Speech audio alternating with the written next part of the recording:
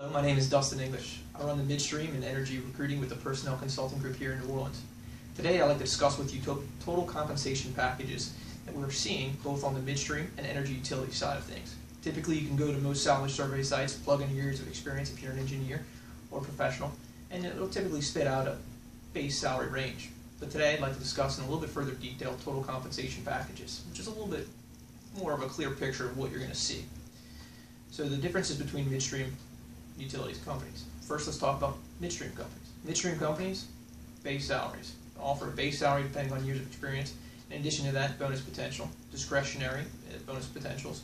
Those are going to be based off of a certain percentage of your annual salary, anywhere between a 0 and anywhere around the 35% mark. On top of that, you'll typically see 401k. The company will match certain percentages, again, dollar for dollar on that. Anywhere between 5% dollar for dollar match all the way up to 15% dollar for dollar match. It's fairly typical in the midstream market. On top of that, we'll also see stock or restricted stock options, which are more geared toward long-term incentive plans. Anywhere dollar value of those are anywhere between $0 and $50,000, depending on the company's health of their stock at any one point in time. It's really kind of hard to pinpoint those times or those dollar amounts.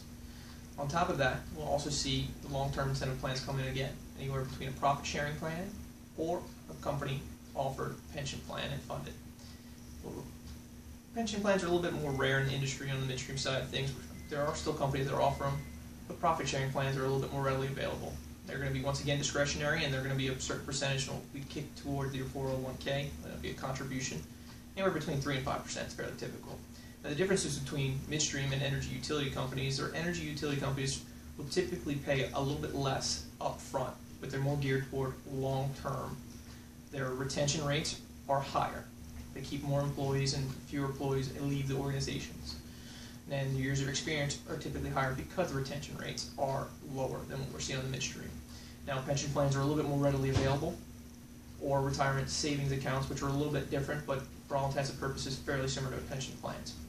So, depending on what your view of your career and what your long-term view is, it really would be dependent on, do you want to make more money up front and be a little bit more volatile within a midstream company, or do you want to stay within one organization and develop your career for a long-term play for retirement purposes, which would be probably better suited in most cases toward a utility company. Thank you very much.